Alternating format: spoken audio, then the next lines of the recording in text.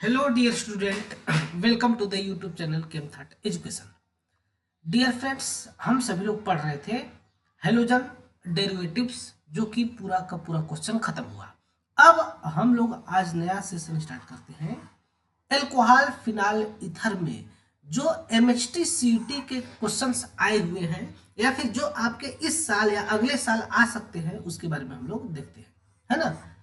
तो इस केस में आपका सबसे पहला टॉपिक है जो हम लोग क्वेश्चन करेंगे, क्लासिफिकेशन, यानी कि अल्कोहल का क्लासिफिकेशन के बारे में, उसके नेमिंग के बारे में और उसके आइसोमर्स के बारे में। किसके?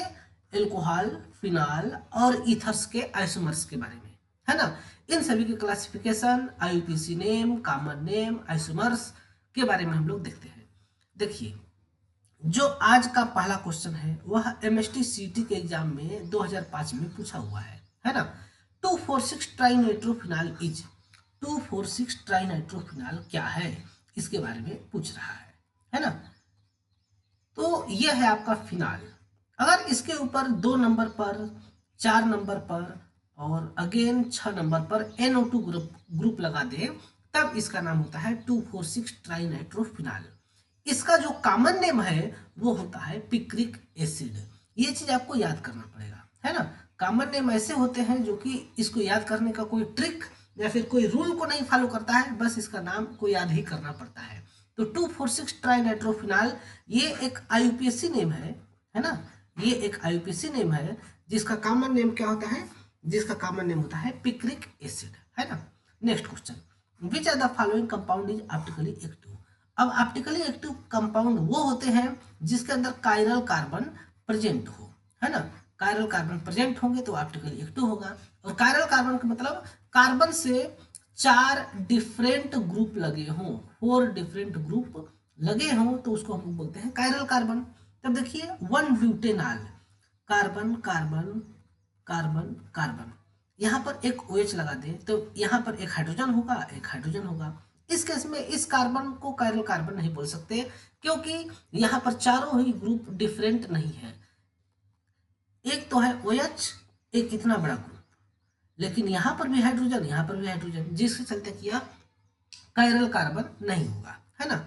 आइसोप्रोपिल एल्कोहल, आइसोप्रोपिल एल्कोहल भी कायरल कार्बन नहीं होगा, है ना। कैसे? यहाँ पर 2 नंबर पर OH लगा देंगे, एक यहाँ हाइड्रोजन हो जाएगा, यहाँ पर CH3, यहाँ पर CH3, जिसके चलते कि ये ग्रुप और ये ग्रुप सेम हो जाने के चलते ये भी कायरल कार्बन नहीं होगा। तो ये ऑप्शन कट जाएंगे।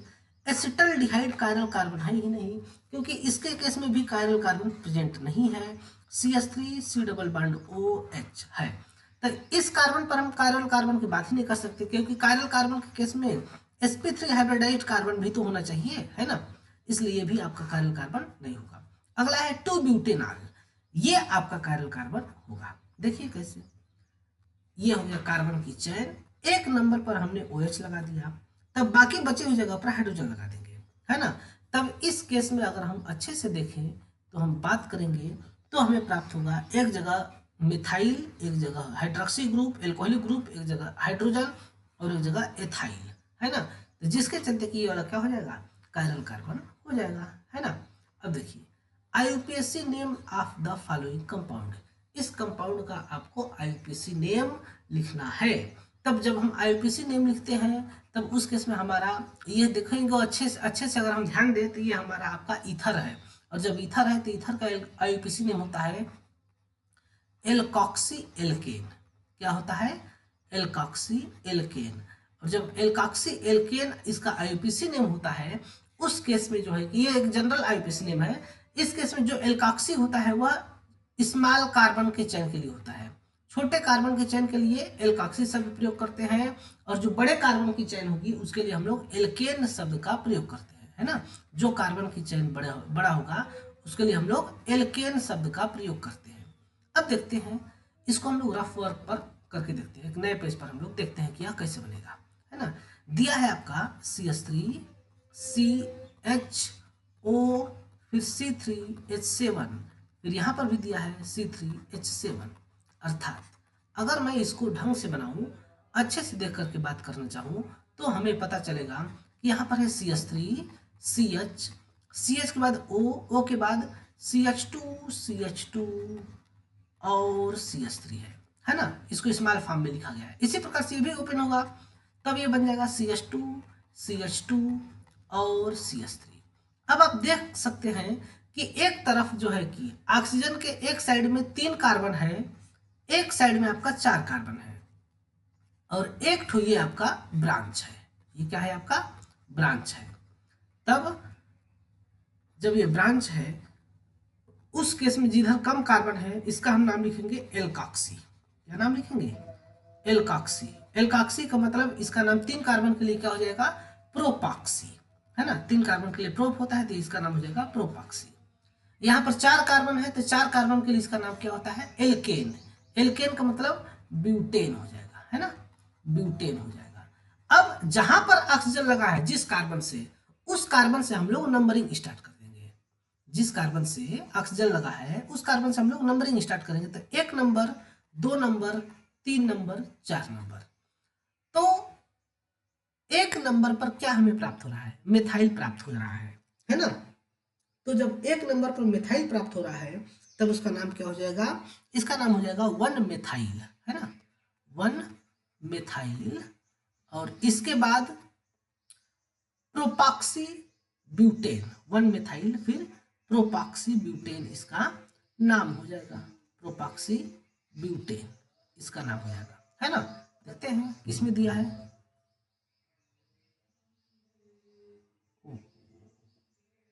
एक सेकेंड, एक चीज हमने शायद थोड़ा सा गलती कर दिया, और वो गलती ये है कि यहाँ पर ये सिलेक्ट लॉन्गेस्ट कार्बन चेन में ये भी आ जाएगा, है ना। ठीक ठीक ठीक ठीक, हमने थोड़ा सा ध्यान नहीं दिया। ये जब हम लॉन्गेस्ट कार्बन चेन को सिलेक्ट करेंगे तो ये भी इसमें आ जाएगा, और उस केस में नंबरिंग यहाँ से स्टार्ट होगा, 1 2 3 4 और 5 इस प्रकार से। तो 2 पर प्रोपाक्सी हो जाएगा, इसमें एक भी ब्रांच नहीं है ना, इसमें एक भी ब्रांच नहीं है।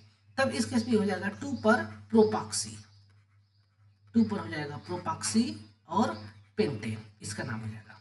फिर से देखते हैं, 2 प्रोपाक्सी पेंटेन हो जाएगा, carbon carbon carbon carbon carbon, है ना। यहाँ पर ऑक्सीजन से CH2 CH2 और CH3 हो जाएगा। इसमें नंबरिंग हम करेंगे तो सिलेक्ट लॉन्गेस्ट कार्बन चेन भी है ना, हम अपने स्टूडेंट्स को बताते हैं और हम खुद भूल जा रहे हैं कि लॉन्गेस्ट कार्बन चेन को ही पहले हम ध्यान देंगे, तो ब्रांच कहाँ से हो जाएगा, ठीक है ना। तो हमें सिलेक्ट लॉन्गेस्ट कार्बन चेन में बहुत ध्यान देना होता है। यहाँ पर अच्छे अच्छे टीचर्स गलती कर जाते हैं, तो आप लोग तो बच्चे ही हैं, है ना। तब ये 2 पर क्या हो जाएगा, प्रोपाक्सी, 2 प्रोपाक्सी, और इसके बाद हो जाएगा आपका पेंटेन, है ना, 2 प्रोपाक्सी पेंटेन इसका नाम हो जाएगा। कौन सा ऑप्शन हो जाएगा, ये वाला, थर्ड का C वाला यहाँ पर ऑप्शन हो जाएगा, सही है ना। तो चलिए आगे देखते हैं हम लोग इस केस में। नेक्स्ट हमारा ऑप्शन है, नेक्स्ट हमारा क्वेश्चन है, देख सकते हैं, which are the following compound is optically active. कौन सा कंपाउंड आपका ऑप्टिकली एक्टिव है, इसके बारे में आपको बताना है। तो ऑप्टिकली एक्टिव कंपाउंड वही होते हैं जिसके अंदर कायरल कार्बन हो। अगर जिसके अंदर कायरल कार्बन नहीं है तो कंपाउंड ऑप्टिकली एक्टिव भी नहीं होगा, है ना। तो देखिए यहाँ पर ऑप्टिकली एक्टिव कंपाउंड के बारे में बताना है। ब्यूटेनॉल, ब्यूटेनल यानी कि एल्डिहाइड, ब्यूटेनॉल, 2 मेथिल प्रोपेन 2 आल, और ब्यूटेन 2 आल। तो ब्यूटेनॉल तो नहीं होगा, जब भी ब्यूटेनॉल की बात हो रही थी 1 ब्यूटेनॉल की बात हो रही है, और जब 1 ब्यूटेनॉल की बात होगी तो ऑप्टिकली एक्टिव नहीं होगा। ब्यूटेनॉल भी नहीं होगा क्योंकि इस केस में तो एल्डिहाइड ग्रुप है, तो ये होगा नहीं, इधर के बारे में बात करना ही मूर्खता है। ब्यूटेन 2 आल हो सकता है ना। 2 पर क्या लगा देंगे, OH, और यहाँ पर लगा देंगे हाइड्रोजन। इसके केस में 2 मेथिल प्रोपेन 2 आल, कार्बन कार्बन कार्बन, 2 पर हो जाएगा OH और 2 पर हो जाएगा CH3। तब ये भी नहीं होगा ना, ये ग्रुप सब सेम हो गए, और जब सेम ग्रुप हो गए तो ये भी आपका नहीं होगा। तो कौन सा ऑप्शन हो जाएगा, चौथा का C वाला ऑप्शन हो जाएगा, है ना। Correct statement, correct order of dehydration of alcohol. Alcohol का डिहाइड्रेशन का करेक्ट ऑर्डर क्या होता है। तो देखिए एल्कोहल के अंदर 3 प्रकार की डिग्री होती है, 3 डिग्री, 2 डिग्री और 1 डिग्री। CH3 CH2 OH, ये है आपका 1 डिग्री एल्कोहल। क्योंकि जिस कार्बन से OH लगा है उससे एक मिथाइल ग्रुप लगा है, तो इसको हम बोलेंगे 1 डिग्री। CH3 CH और यहाँ पर CH3 और यहाँ OH। जिस कार्बन से OH लगा है उससे 2 मिथाइल ग्रुप लगा है, इसको बोलेंगे हम 2 डिग्री। यहाँ पर COH, जिस कार्बन से OH लगा है उससे 3 मिथाइल ग्रुप लगे हैं, तो इसको हम लोग बोलेंगे 3 डिग्री एल्कोहल, है ना। तो ये 3 प्रकार के एल्कोहल है। अब इन तीनों में पूछ रहा है डिहाइड्रेशन कराने के लिए, यानी कि वाटर को रिमूव करने के लिए कौन सा सबसे इजी होता है। तो देखिए, जब भी हम लोग वाटर को रिमूव करेंगे उस केस में होता है आपका एलिमिनेशन रिएक्शन। कौन सा रिएक्शन? एलिमिनेशन रिएक्शन, निराकरण अभिक्रिया, यानी कि इसमें से कुछ ना कुछ निकलेगा, है ना।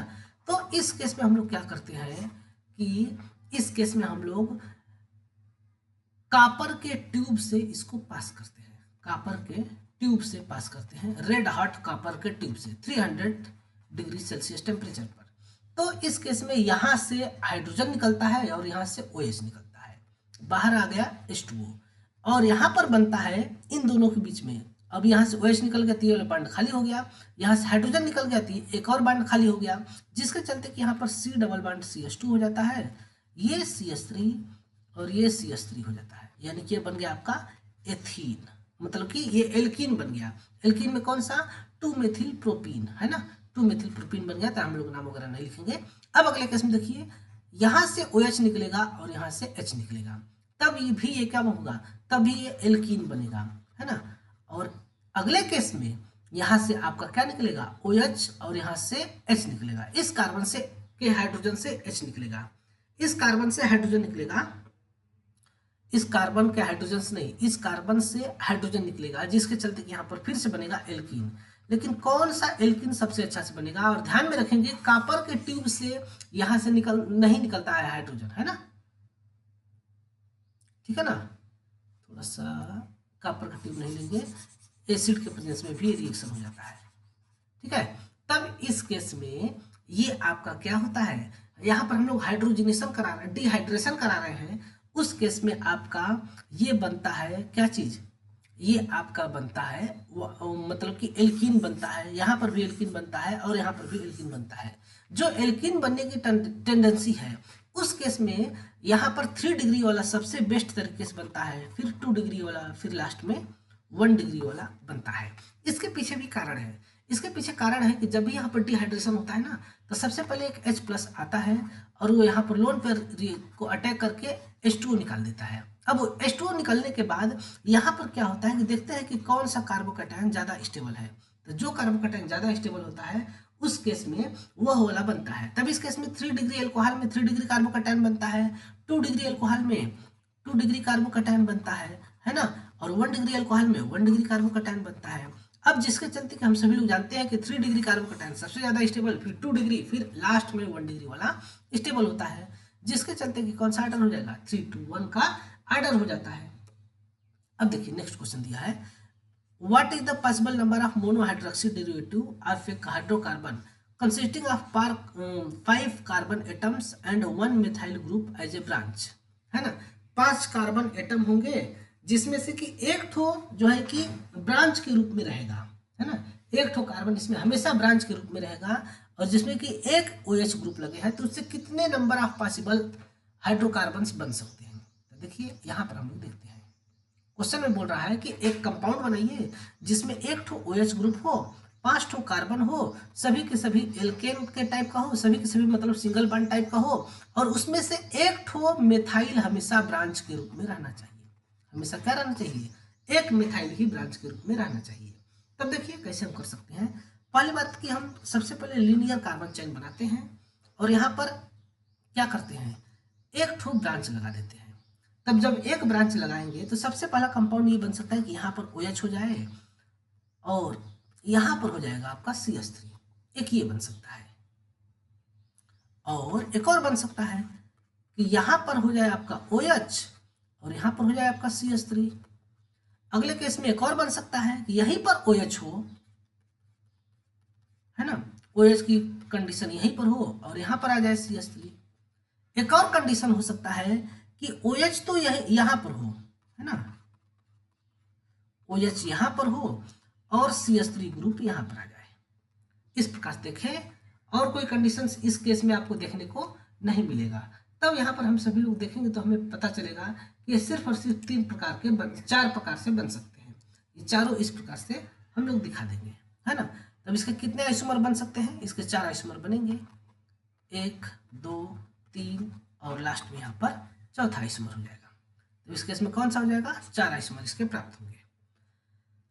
How many metameric ethers present in C4H10O? C4H10O में मेटामर के आइसोमर कितने प्राप्त हो जाएंगे? तो हम सभी लोग को पता है कि मेटामर का मतलब क्या होता है। मेटामर का मतलब होता है टर्मिनल कार्बन्स के बीच में ऑक्सीजन, नाइट्रोजन या सल्फर कहीं पर भी अपना पोजीशन चेंज करे तो उसको हम लोग क्या बोलते हैं? मेटामर बोलते हैं। तो देखिए हमारे पास फार्मूला है C4H10O, ये आपका फार्मूला है, यानी कम से कम इसमें 4 कार्बन है। तो 4 कार्बन से क्या क्या पॉसिबिलिटी है? सबसे पहले कि OH को मैं यहाँ लगा दूँ। जैसे OH को मैं यहाँ लगाया तो ये ईथर नहीं हुआ, ये आपका ईथर नहीं हुआ, ये हो गया आपका एल्कोहल। तब अब पॉसिबिलिटी कि हम OH को बीच में लगाएं।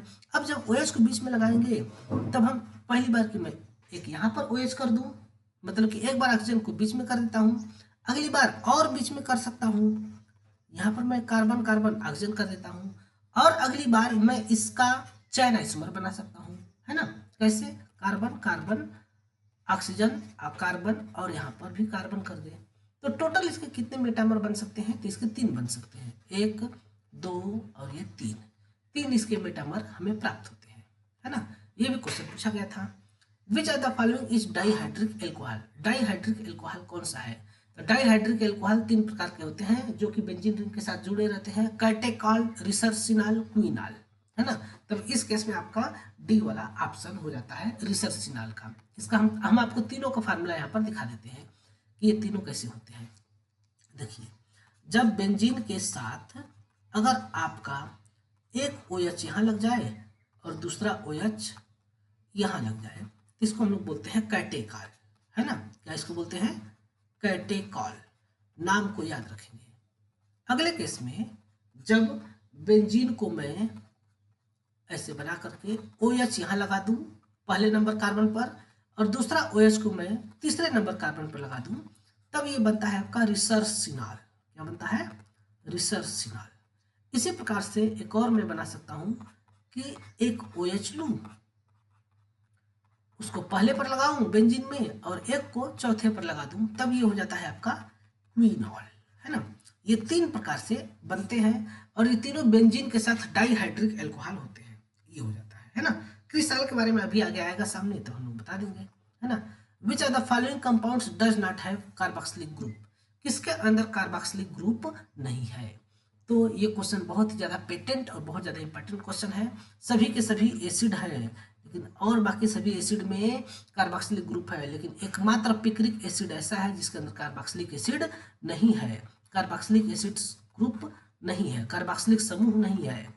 एक हो जाएगा OH, यहाँ पर NO2, यहाँ पर NO2 और लास्ट में यहाँ पर NO2 हो जाएगा। 2,4,6 ट्राइनाइट्रोफिनाइल। जो आज का पहला क्वेश्चन था वही वाला क्वेश्चन यहाँ पर फिर से आ गया है।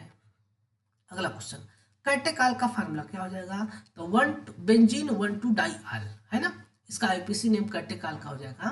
कैटेकॉल का आईपीसी नेम बेंजीन और इसके बाद 1,2 डाइआल, है ना। इसी प्रकार से रिसर्सिनॉल का क्या हो जाएगा? बेंजीन 1,3 डाइआल, इसका बेंजीन 1,4 डाइआल, इसका आईपीसी नेम हो जाएगा, है ना।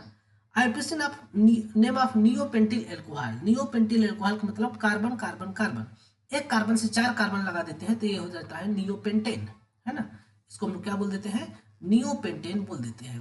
अब इस कार्बन से हम लोग क्या करते हैं? यहाँ पर मिथाइल, यहाँ पर मिथाइल, यहाँ पर मिथाइल, यहाँ पर मिथाइल लगा दें, एक मिथाइल से हम OH लगा देते हैं, ये हो जाता है नियोपेंटिल एल्कोहल। अब हमें इसका नेम लिख देना है, नाम लिख देना है, बहुत ही आसान है। इसको हम कर देंगे 1 नंबर, क्योंकि एल्कोहल जिस कार्बन से लगता है उसको हम लोग फर्स्ट कार्बन बोलते हैं। 2 नंबर, 3 नंबर। अब 2 नंबर से अगर हम अच्छे से देखें तो इससे एक लगा है ब्रांच, एक लगा है ब्रांच, है ना। तभी हो जाता है 2,2 डाइमेथिल, इसका आईपीसी नेम हो जाता है 2,2 डाइमेथिल 2,2 डाई मिथाइल। इसके साथ साथ प्रोपेन, प्रोपेन 1 आल या फिर प्रोपेनॉल, है ना, प्रोपेन 1 आल, है ना, इसका नाम हो जाता है 2,2 डाई मिथिल प्रोपेन 1 आल हो जाएगा। ठीक है ना। नेक्स्ट क्वेश्चन, फेनिटॉल, फेनिटॉल का आईपीसी नेम क्या होगा, है ना, ये चीज आपको बताना है। तो बहुत ही इजी है। देखिए फेनिटॉल का फार्मूला क्या होता है। फेनिटॉल का आपका फार्मूला होता है बेंजीन के साथ अगर हम इथरिक एथिल ग्रुप लगा दें, ईटी, ईटी का मतलब होता है CH3 CH2 CH3, मिटा के फिर से करते हैं। बेंजीन के साथ अगर CH2 CH3 लगा दें तब इसका नाम होता है एथॉक्सी बेंजीन, है ना। आईपीसी नेम क्या रहता है, एथॉक्सी बेंजीन, और इसका कॉमन नेम होता है फेनिटॉल, फेनिटॉल इसका कॉमन नेम हो जाता है। तो ये होता है आपका एथॉक्सी बेंजीन। आया समझ में। नेक्स्ट क्वेश्चन की तरफ ध्यान देते हैं। Which are the following compounds also called पैराक्रिसॉल, पैराक्रिसॉल किसे कहेंगे। तो पहले तो देखो क्रिसॉल क्या होता है ना, अभी हमने बताया, थोड़ी देर में हम आपको बताएंगे। अभी हमारे सामने आ गया तब इसके बारे में हम लोग देख लेते हैं। देखिए फिर से बनाते हैं बेंजीन, बहुत ही खराब बन गया है। देखिए ध्यान से, ये है आपका बेंजीन। इस बेंजीन रिंग के अंदर एक जगह लगा दे OH और बाकी किसी एक जगह लगा दे CH3, तब उस केस में इसको हम लोग बोलते हैं क्रिसॉल, है ना। अभी मैंने गलती से मेटा पर लगा दिया, तो अब यहाँ पर हम आर्थो पर लगाते हैं। ये हो जाएगा आपका क्रिसॉल। क्या हो जाएगा, क्रिसॉल इसका नाम है। ठीक है ना।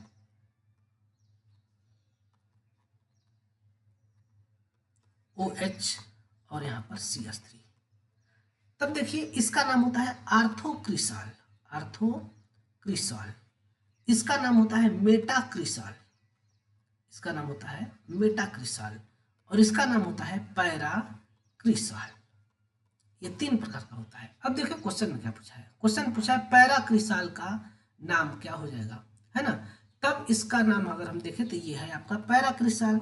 इसमें कॉमन नेम इतने का होता है, जो मैं ग्रीन कलर से बना रहा हूँ, इसका कॉमन नेम होता है फिनाल।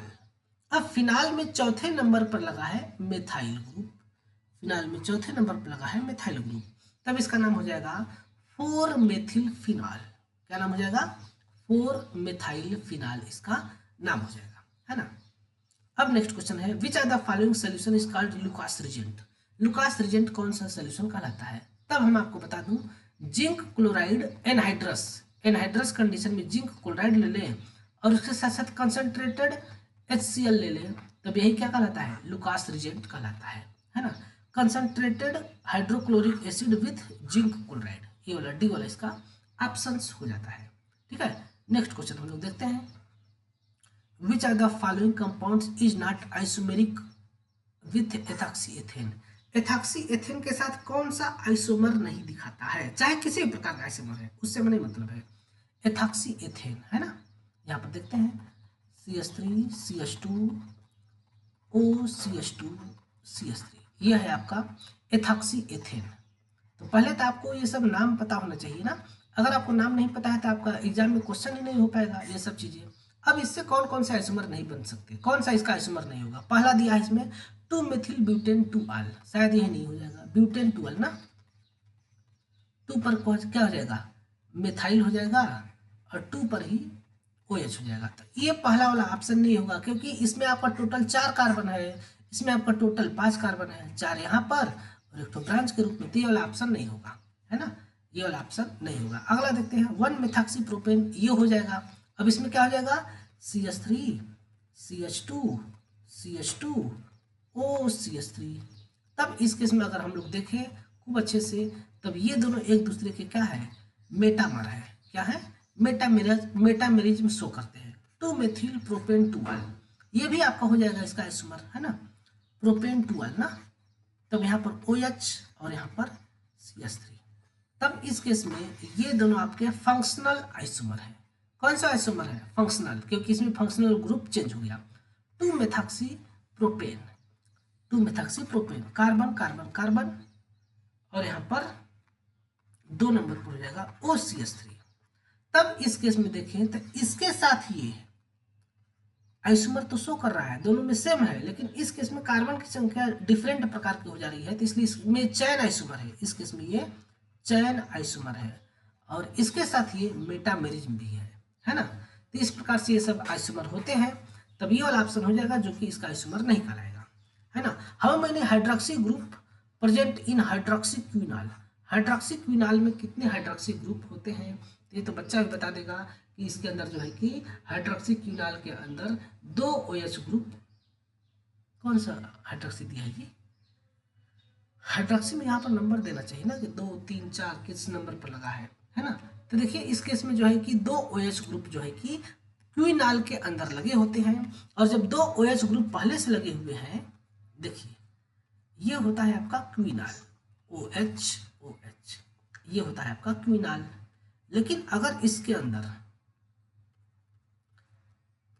अंदर मैं यहाँ पर या यहाँ पर या यहाँ पर या यहाँ पर इन चारों में से किसी एक पोजीशन पर OH लगा दूं, तब ये क्या कहलाएगा, ये हाइड्रोक्सी क्विनॉल कहलाएगा। क्या कहलाएगा? हाइड्रोक्सी क्विनॉल, हाइड्रोक्सी क्विनॉल इसका पूरा नाम हो जाता है। तो इसके अंदर कितने OH ग्रुप हैं, तो हम सभी लोग देख सकते हैं 3 OH ग्रुप इसके अंदर प्रेजेंट है ना। तब अगला क्वेश्चन अब यहाँ पर है हमारे पास, IUPAC name of this compound, इस कंपाउंड का IUPAC नेम बताना है। तो इस केस में हम लोग सभी लोग जानते हैं कि आपका जिधर कार्बन कम होता है उसका नाम होता है एल्काक्सी, और जिधर कार्बन ज्यादा होंगे उसका नाम हो जाता है एल्केन। CH2 CH के साथ CH3 का होल ट्वाइस, एक तो कार्बन ज्यादा हम बना रहे हैं, गलती हो गया, CH के साथ CH3 का होल ट्वाइस है। इसको थोड़ा सा मैं ओपन फॉर्म में लिखूँ तो हम लिख सकते हैं CH3 CH2 O CH2 CH, यहाँ पर CH3 और यहाँ पर भी CH3 हो जाएगा, है ना। तब इस केस में इसका जो नाम है वो नाम कैसे होगा इसके बारे में देखते हैं। तो ये हो जाएगा, इसका नाम हम लिखेंगे एल्काक्सी, इसका नाम लिखेंगे एल्केन, और ये हो जाएगा आपका ब्रांच, ये क्या हो जाएगा आपका ब्रांच हो जाएगा। तब इस केस में हम लोग एक बार नंबरिंग करेंगे, क्योंकि हमारा इसमें ब्रांच लगा है और एथॉक्सी किस कार्बन पर लगा है इसको भी हमें देखना है। 1 2 3, 2 नंबर पर आपका मिथाइल ग्रुप लगा है, और इसके बाद फिर क्या लगा है, 1 नंबर पर लगा है एथॉक्सी, एथॉक्सी आपका 1 नंबर पर लगा है। तब सबसे पहले हम लोग लिखते हैं प्रीफिक्स, फिर ब्रांच, एल्क, बॉन्ड और सफिक्स। तब इस केस में प्रीफिक्स में क्या हो जाएगा, एथॉक्सी, 1 एथॉक्सी, इसका नाम हो जाएगा 1 एथॉक्सी 2 मेथिल, 2 मेथाइल, और इसके बाद फिर प्रोपेन, 1 एथॉक्सी 2 मेथाइल प्रोपेन इसका नाम हो जाएगा। देखते हैं किस में दिया है, 1 एथॉक्सी 2 मेथाइल प्रोपेन, बी वाला इस केस में क्या हो जाएगा 2 मेथाइल प्रोपेन, ओ सॉरी 3 एथाइल दिया है ना, 1 एथॉक्सी 2 मेथाइल प्रोपेन हो जाएगा। Next question, which of the following is a dihydric alcohol, कौन सा इसमें से डाईहाइड्रिक एल्कोहल है। तब हमने आपको बताया है कैटेकॉल, रिसर्सिनॉल, क्विनॉल आपके डाईहाइड्रिक एल्कोहल होते हैं, हम सभी लोग देख चुके हैं, है ना। इसका फार्मूला कैसे हो जाता है, कैटेकॉल के केस में आर्थो पर OH लगा होता है ना, ये हो जाता है आपका कैटेकॉल। अगला दिया है, व्हाट इज IUPAC नाम ऑफ 3 क्लोरोप्रोपिल ईथर, 3 क्लोरोप्रोपिल एथिल ईथर, ये दिया है इस केस में। इसके केस में आपका क्या हो जाएगा, इसके केस में आपका जो है कि कॉमन नेम दिया है, इसका IUPAC नेम हमको निकालना है, ठीक है ना। देख सकते हैं कैसे होगा,